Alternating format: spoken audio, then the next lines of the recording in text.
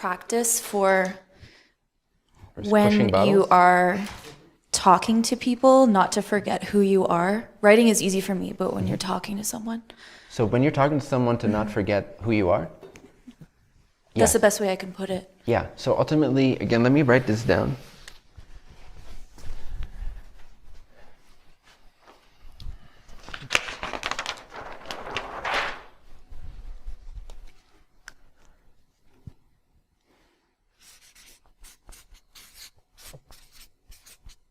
Oops.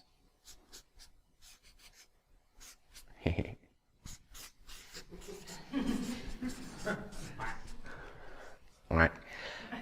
Who or what you are is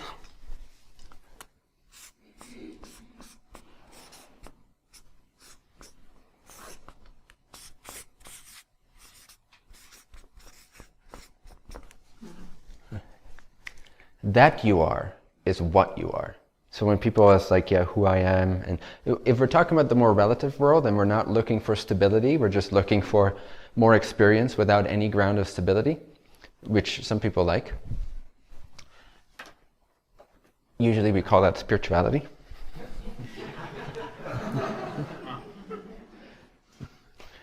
Then this doesn't matter. Like, just pick whatever you want. Whatever you want to identify with or believe in, just pick that concept, whether it's a unicorn or a purple-legged creature in space, or your uncle's lineage or Native American lineage, or your body, whatever you want to choose, you can choose that concept that doesn't exist, right?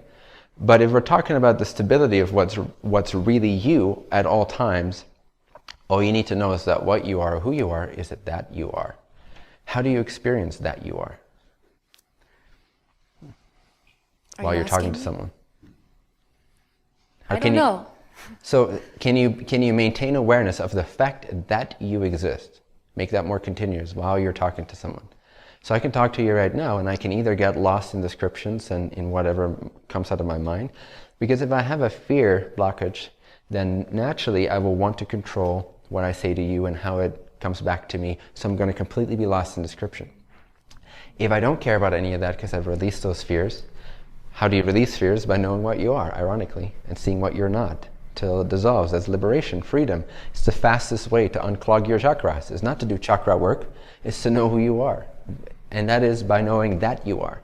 Then you become better at it, and your whole system unwinds and relaxes, and this whole illusory nexus point of the ego knot just unties itself naturally into the open, basic state of love, isness, awareness, which is always already here.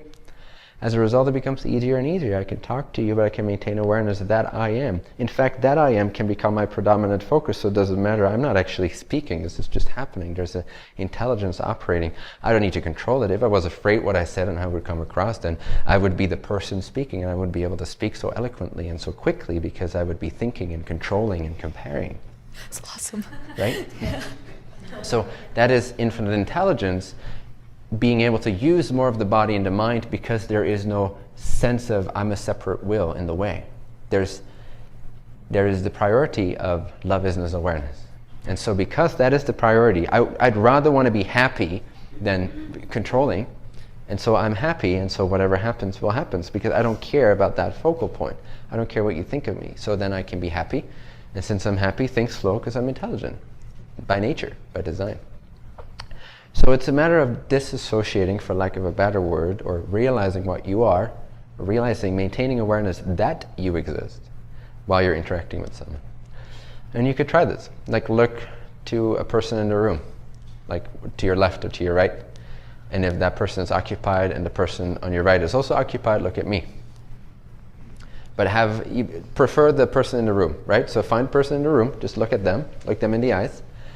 And if the partner to your left is not looking at you and the partner to your right is not looking at you, that really means something about how worthy and loved you are.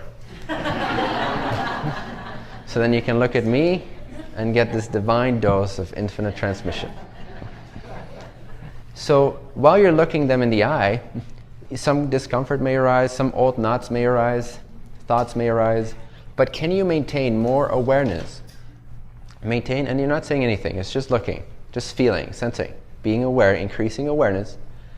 But instead of trying to figure out who you are or how you come across, simply maintain awareness of the fact that you exist. Just that. That you are.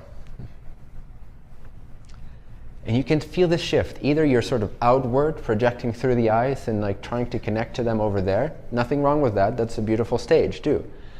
But ultimately you'll see that you can maintain awareness of the fact that you exist, and then this sense of them being outside yourself starts to disappear. Oneness is realized within the heart, within being. By simply being aware that you are being. Now that you have this more locked, now that you're more locked onto it, say your name to the other person, I am, but maintain awareness that you are. Say it 3 times, I am, then your name, but maintain more awareness of the fact that you exist. Don't pay any priority to your name. See, it just happened, it just rolls off your tongue, but your awareness is settled in being.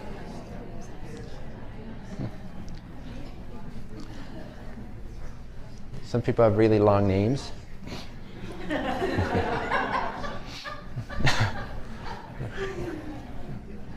And you can practice this, right? If you have a partner, this is great to practice. Or if you don't have a partner, your friend or a neighbor or a buddy. Okay, let's stop saying our names now.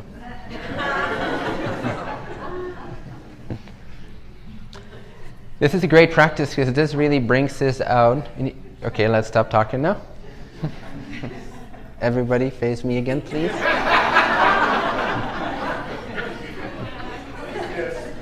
We'll all go to Chocolate Tree after this so you can socialize there.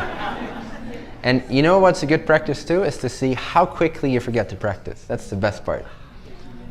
You'll be surprised. In fact, it's now. See? That's how fast it goes. You just forgot. For the past 5 seconds, you forgot that you exist. Uh-oh. With more practice, it becomes more continuous and automatic. Whatever you habituate becomes effortlessly obvious to you.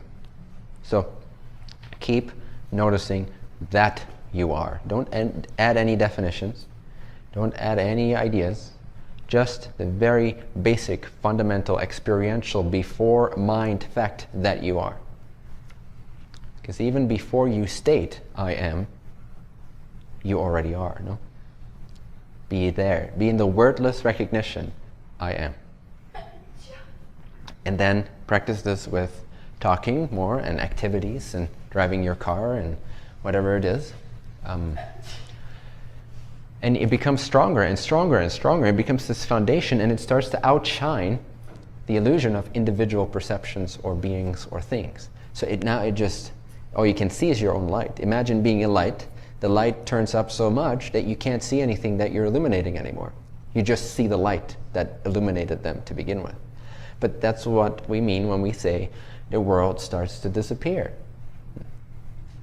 You see their substrate, you see what they're made of. You know that your isness is what they're made of, and you are so inundated with that you don't even really see a world anymore.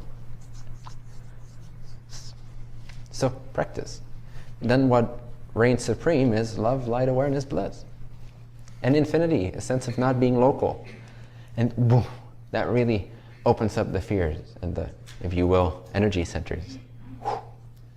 When you realize that you're not here, you are the infinite consciousness. This is just a dream. And you can't say that you're here or there or there or there. That's when those fear centers open up. And that's when expression becomes natural, effortless, and intelligent, and harmonious, and connected to the oversoul of this planet, Terry civilization. Now you become a channel / mirror of the collective. So your vehicle is clean, so to speak. There's nobody there trying to control every little thing. You are the emanation of intelligence. Now you can really make a difference, even though you're not really that concerned with it anymore. Because where's the world? There's only love, isness, awareness. But naturally it happens.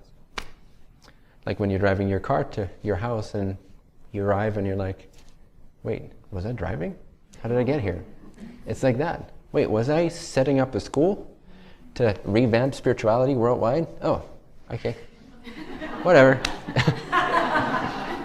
If you say so. I don't experience that without words, sensations, and images. I need to create that as a dream. And then believe in it, to give it meaning, to feel like, yes, I'm creating this school. That's not my experience. My experience is love isn't as awareness. And schooling happens, right? Schooling occurs, if you will. But I'm not tying myself to that. Why would I? I feel, ooh.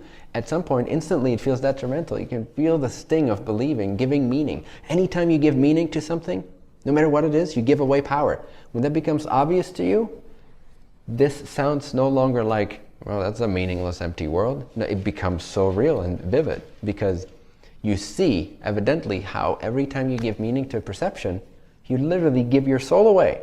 Literally. But it scares people to think of not giving anything meaning. But it's the most liberating thing. From meaning to freedom.